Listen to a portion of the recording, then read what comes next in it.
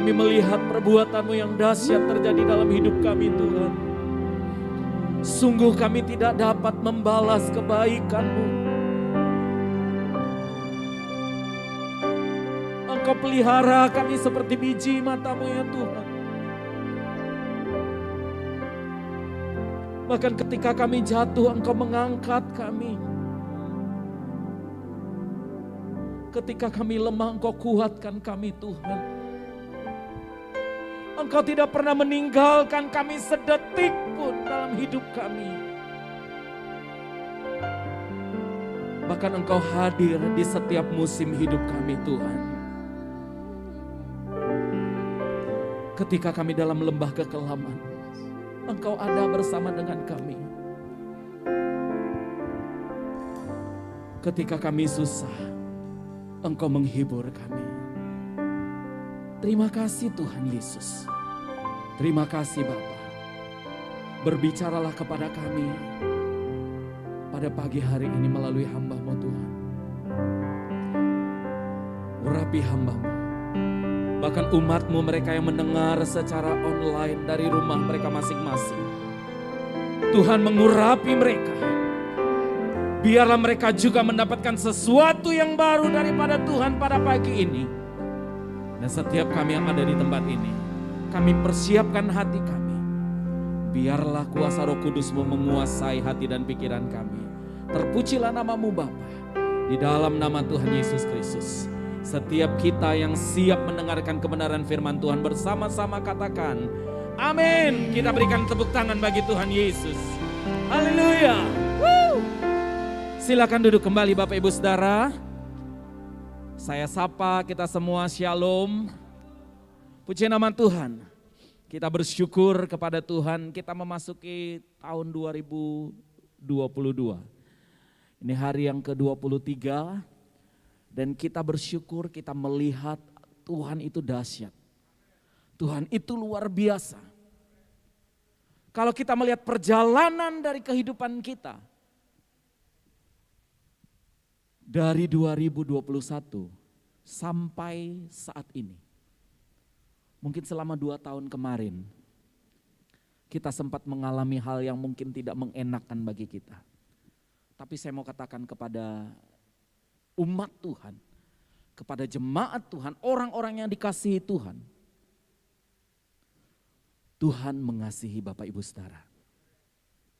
Tuhan mengasihi saya dan Tuhan mengasihi kita semua.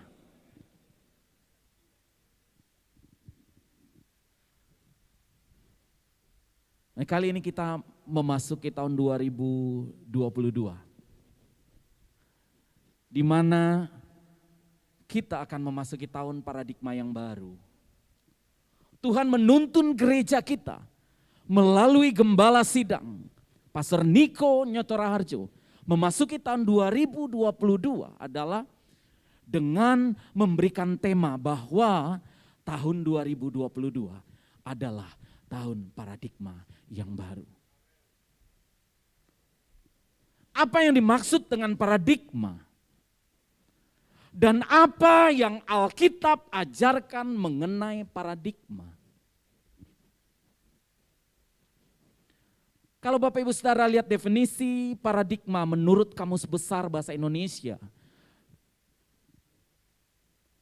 Artinya adalah model, pola, dan juga kerangka berpikir. Dan istilah ini sering dipakai untuk menunjukkan cara berpikir dalam teologi. Ketika bahan-bahan dikumpulkan dan diatur dalam suatu pola atau cara tertentu seperti dalam doktrin. Dan Tuhan memberikan ayat emas untuk tema ini. Di tahun 2022 ini melalui gembala sidang kita. Kalau kita lihat bersama-sama di dalam Yesaya 43, mari bersama-sama kita buka ayat di dalam Yesaya 43 ayat 18 sampai 21. Yesaya 43 ayat 18 sampai 21.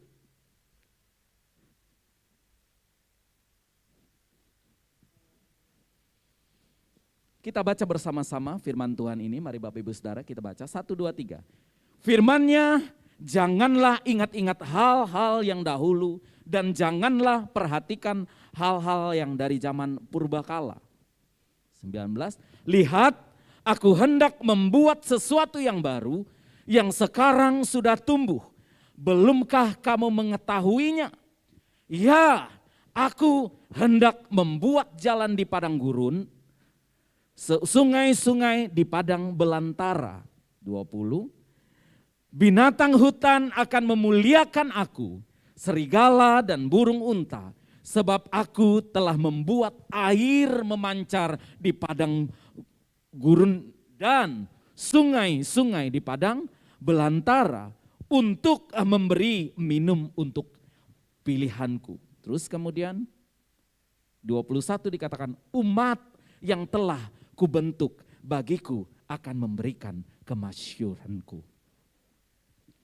Bapak Ibu Saudara, Yesaya 43 ayat 18 sampai 21 ini yang didapatkan oleh gembala sidang kita. Kemudian dikuatkan kembali dengan Filipi 3 ayat 13. Filipi 3 ayat 13 dikatakan begini, saya bacakan untuk kita semua. Filipi 3 ayat 13 sampai 14 dikatakan begini. Saudara-saudara, aku sendiri tidak menganggap bahwa aku telah menangkapnya, tetapi ini yang kulakukan. Aku melupakan apa yang telah di belakangku dan mengarahkan diri kepada apa yang di hadapanku. Dan berlari-lari kepada tujuan untuk memperoleh hadiah, yaitu panggilan sorgawi dari Allah dalam Kristus Yesus. Dalam Yesaya 43 ayat yang ke-14 sampai 21 yang tadi kita baca, Tuhan berkata bahwa dulu orang Israel dibebaskan dari kejaran Firaun dan pasukannya, dengan cara Firaun dan pasukannya mati di tengah-tengah Laut Merah. Tetapi sekarang orang Israel akan dibebaskan dari Babel dengan cara yang berbeda. Tuhan berkata, jangan ingat hal-hal yang dahulu lagi. Sekarang aku hendak membuat sesuatu yang baru. Paradigma yang baru Tuhan berikan kepada gerejanya. Kalau dulu Allah menyelamatkan Israel lewat jalan laut, sekarang Allah menyelamatkan Israel dengan cara yang baru.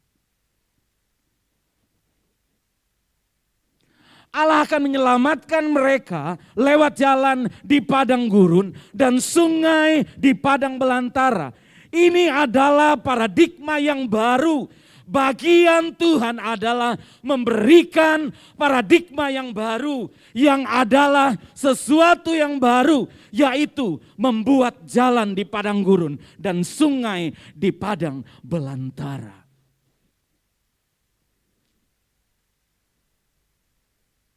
Pada waktu itu, hal ini tidak mungkin bisa dikerjakan oleh manusia, Bapak Ibu Saudara.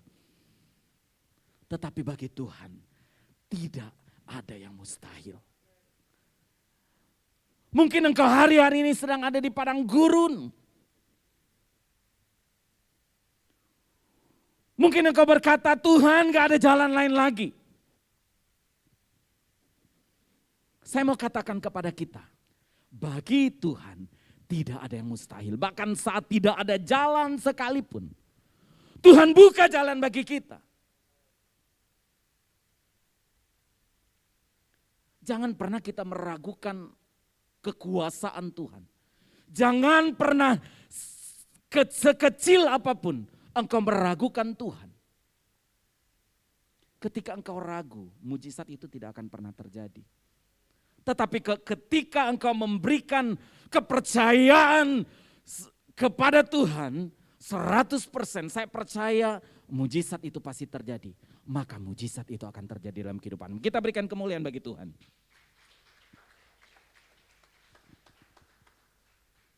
Tidak ada yang mustahil bagi Tuhan.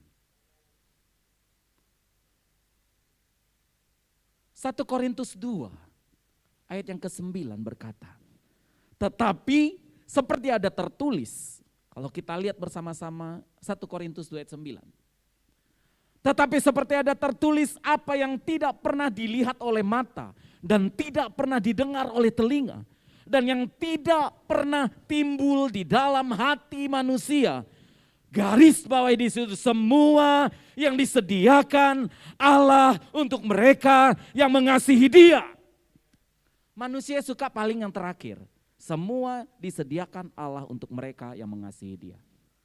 Semua disediakan, manusia suka yang itu.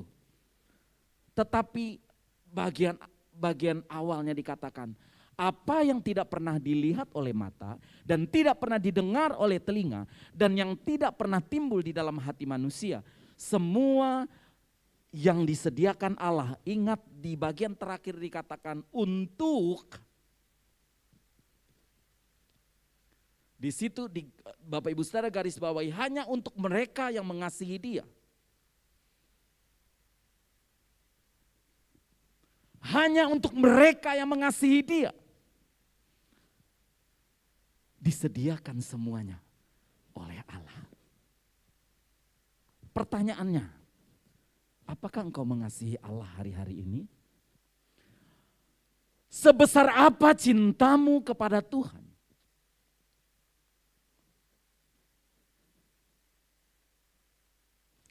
Apa yang Tuhan minta untuk kita lakukan? Kita harus memberitakan kemasyurannya. Kita harus menyelesaikan amanat agung dalam era Pentakosta yang ketiga ini. Kalau Bapak Ibu Saudara lihat dalam 1 Petrus 2 ayat 9.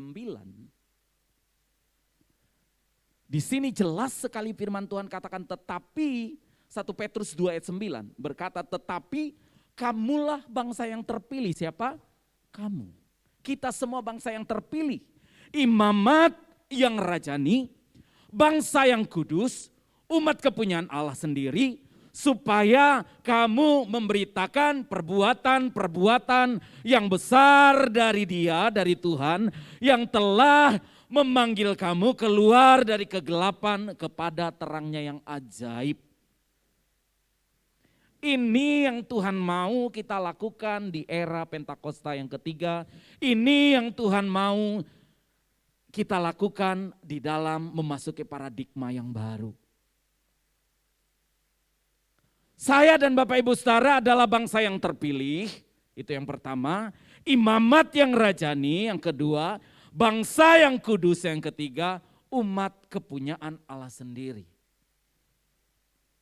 Saya dan Bapak Ibu Saudara, kita semua adalah orang-orang yang terpilih. Saudara ada di tempat ini, saudara adalah orang-orang pilihan. Kita harus sadari kita ada di tempat ini adalah kita orang-orang pilihan. Memasuki tahun 2022 ini, kita akan melihat bahwa dengan adanya pandemi yang sampai sekarang belum selesai, maka cara-cara pelayanan di gereja berubah. Kita tidak bisa lagi hanya mengandalkan cara-cara yang lama. Kita tidak bisa mengandalkan cara-cara yang lama. Dulu orang datang beribadah ke gereja. Sekarang dari rumah kita bisa beribadah secara online. Tapi kalau kita beribadah dari rumah secara online, kita tidak mempersiapkan diri kita benar-benar, kita tidak akan pernah mengalami yang namanya perubahan. Kita tidak akan pernah mengalami hadirat Tuhan. Tapi ketika engkau di rumah, engkau persiapkan. Bapak Ibu Saudara yang secara online mempersiapkan diri. Bapak Ibu Saudara berkata, saya mau mengalami perjumpaan dengan Tuhan walaupun saya beribadah dari rumah. Bapak Ibu Saudara fokus, dengarkan, ikut pujian penyembahan sampai selesai. Tapi kadang di rumah, banyak hal yang membuat kita tidak konsentrasi untuk memuji dan menyembah Tuhan. Iya apa tidak?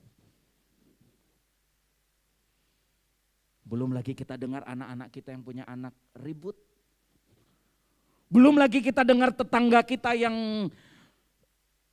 buat volume karaoke-nya lebih kencang dari apa yang kita dengar.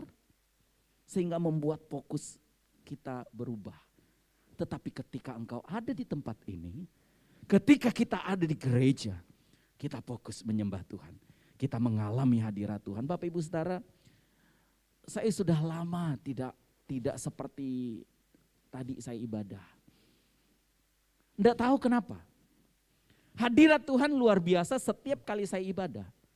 Tapi tadi ketika lagu pertama dinaikkan, saya enggak langsung air mata saya netes. Tuhan, jadikan aku seperti biji matamu.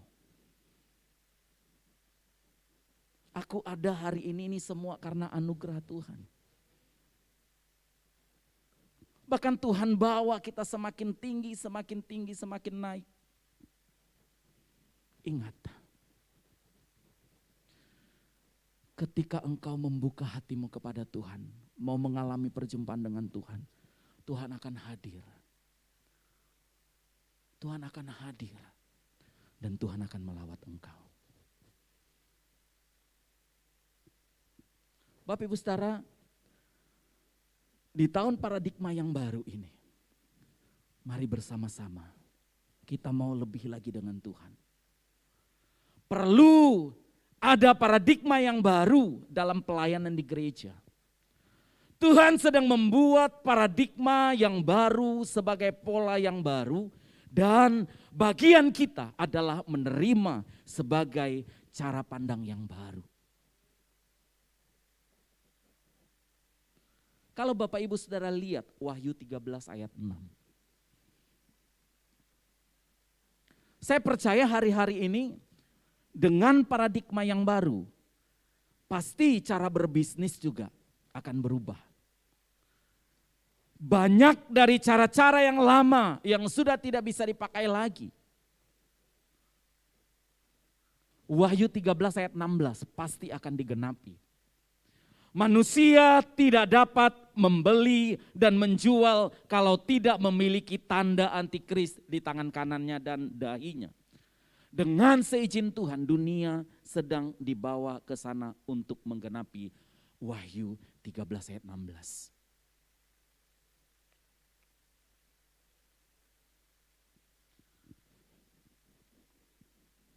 Daripada kita sibuk memikirkan chip dari antikris. Sampai-sampai kita menolak untuk apa? Vaksinasi. Sebaiknya kita mempersiapkan diri kita untuk pengangkatan yang sudah sangat-sangat dekat waktunya. Tuhan akan datang menjemput gerejanya. Siapa yang percaya? Tuhan akan datang menjemput gerejanya. Kita harus mempersiapkan diri kita dengan sebaik mungkin. Kita ini mempelai. Amin. Kita ini mempelai.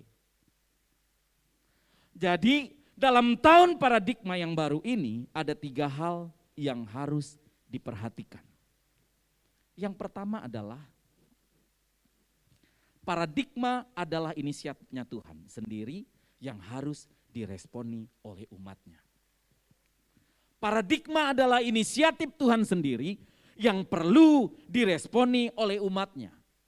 Ada bagian yang Tuhan perbuat, ada bagian yang umatnya harus perbuat juga.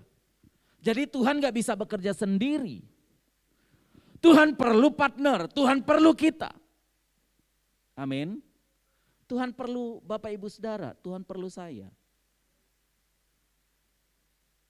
Kalau misalnya sebenarnya Tuhan bisa saja langsung menyelamatkan umatnya. Tapi ketika dia melakukan itu, tidak ada gunanya dia mati di kayu salib. Jadi saya mau katakan kepada Bapak Ibu Saudara, ada bagian-bagian yang Tuhan kerjakan dan ada bagian-bagian yang kita kerjakan. Jadi masing-masing ada porsinya. Demikian juga di dalam pelayanan. Saudara nggak bisa main musik seperti Michael. Tapi saudara bisa berdiri di depan untuk menerima tamu. Saudara nggak bisa berdiri di tempat ini, di depan ini seperti worship leader, seperti Keke atau siapa teman-teman yang lain. Tapi saudara bisa menyalami jemaat Shalom dengan kasih senyuman yang terbaik. Atau saudara bisa berdoa. Jadi masing-masing kita punya porsinya. Coba Bapak Ibu Saudara bayangkan, kalau misalnya semua kita ini main musik tidak ada yang nyanyi. Atau WL semua. Atau jadi jemaat semua, tidak ada yang mimpin. Tuhan itu udah atur semuanya. Ada orang-orang yang memiliki talenta seperti Michael main musik. Seperti Keke, seperti pendoa-pendoa yang lain. Dan saudara, Tuhan itu memberikan hikmat kepada Bapak Ibu Saudara semua. Mungkin ada yang bisa, ketika suasana beribadah, dia ngerasakan ada sesuatu, ada penglihatan, oh ada malaikat. Jadi ada bagian-bagiannya Tuhan, ada bagian-bagiannya kita. Itu yang pertama, paradigma adalah inisiatif Tuhan sendiri yang perlu diresponi oleh umatnya. Yang kedua, bagian Tuhan membuat sesuatu yang baru, yaitu paradigma sebagai pola. Yang kedua. Yang ketiga, bagian umat Tuhan melihat, mengetahui, dan menerima yang Tuhan buat, yaitu paradigma sebagai cara pandang.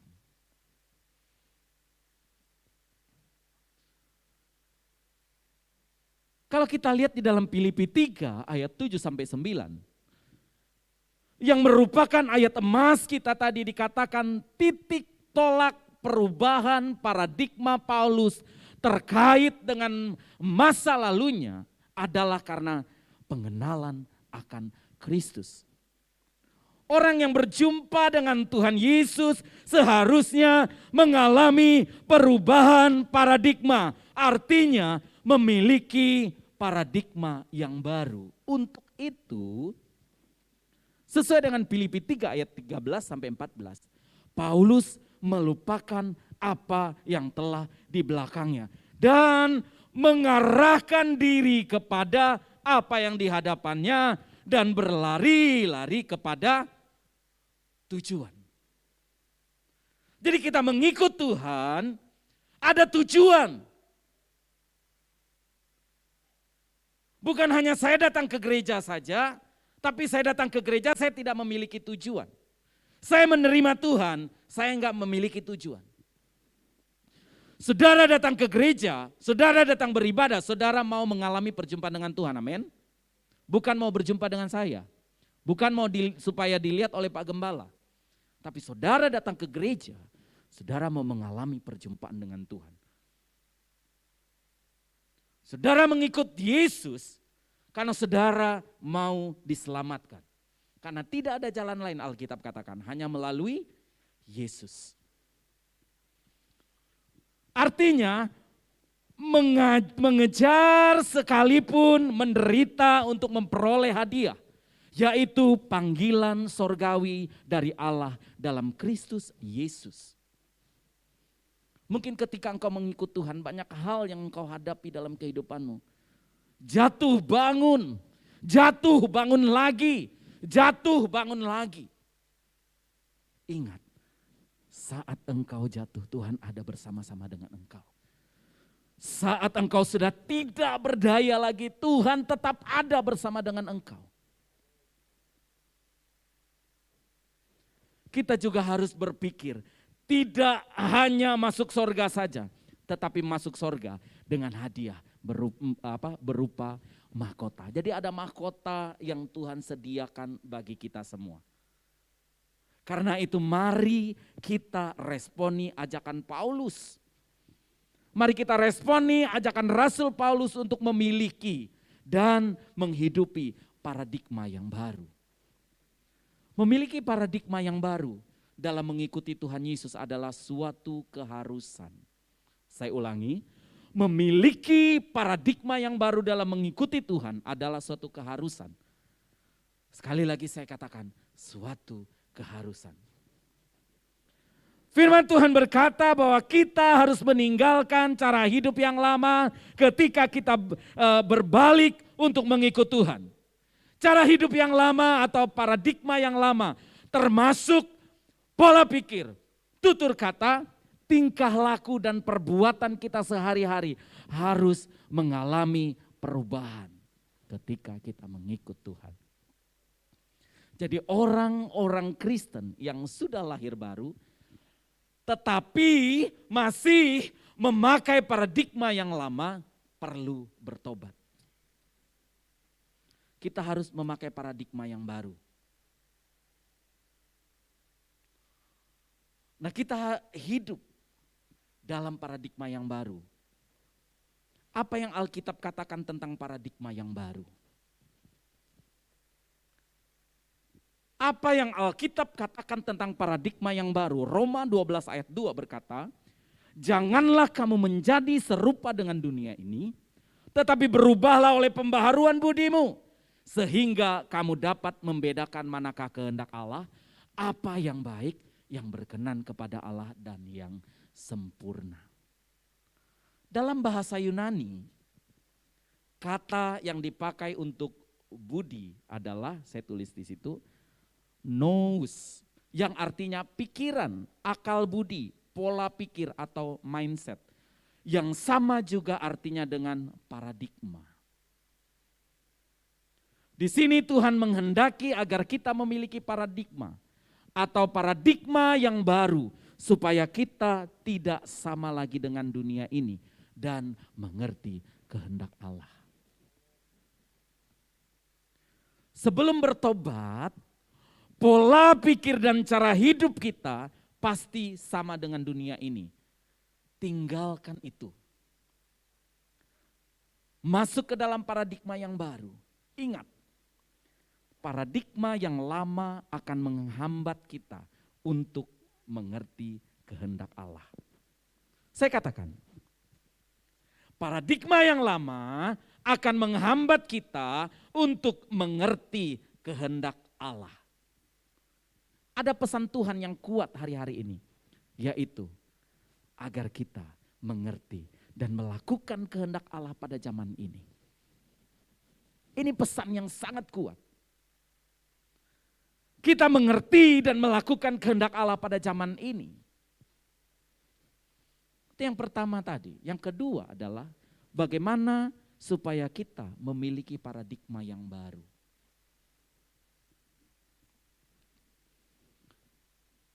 Kita memiliki paradigma yang baru, yaitu melalui firman Allah dan tuntunan Roh Kudus. Melalui firman Allah dan tuntunan Roh Kudus. Memiliki paradigma yang sesuai dengan firman Allah dan tuntunan Roh Kudus atau pemahaman yang sesuai dengan standar Allah, standar Alkitab. Memang tidak otomatis dan itu membutuhkan satu proses. Membutuhkan proses. Namun tentu tergantung kepada setiap individu lagi. Karena itu cara supaya kita ini baca Alkitab. Setiap hari setelah kita baca kita renungkan. Setelah kita renungkan kita lakukan. Dan setelah kita lakukan saksikan dan selalu berkata kepada Tuhan. Penuhi kami dengan Roh-Mu ya Tuhan. Biarlah kami dituntun dengan firman dan Roh-Mu. Setiap hari kita katakan ini, perkatakan ini. Penuhi kami dengan Roh-Mu, ya Tuhan. Biarlah kami dituntun dengan firman dan Roh-Mu. Minta supaya kita dipenuhi dengan firman dan minta supaya Roh Kudus menuntun kita. Ketika kita melakukan ini, ingat, kalau engkau meminta maka akan diberikan. Kalau engkau mencari, maka engkau akan mendapatkan. Siapa yang berkata? Firman Tuhan berkata demikian.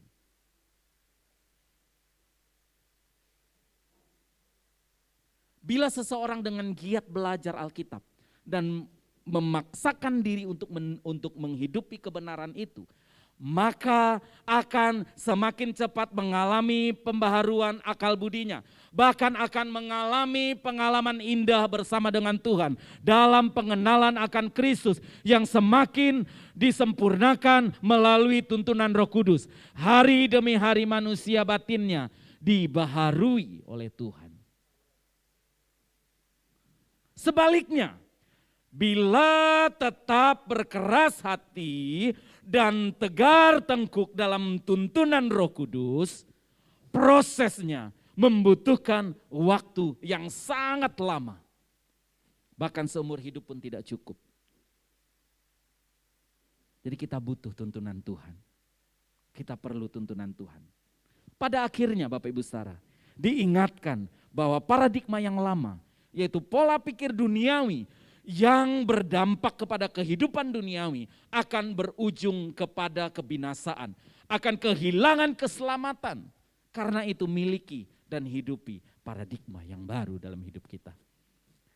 Kita akan menjadi serupa dengan gambar Yesus, kita akan menjadi orang yang berintegritas, kita akan mencari dan memikirkan perkara-perkara yang di atas, bukan yang di bumi.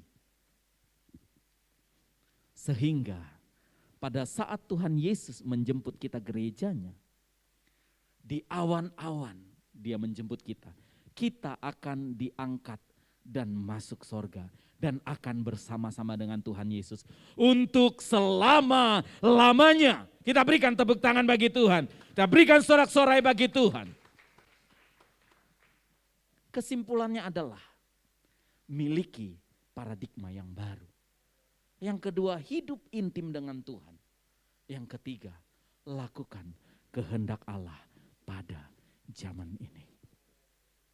Ketika kita memiliki paradigma yang baru, ketika kita hidup intim dengan Tuhan, ketika kita melakukan kehendak Allah pada zaman ini, wow, Tuhan akan bekerja dengan dahsyat dan luar biasa.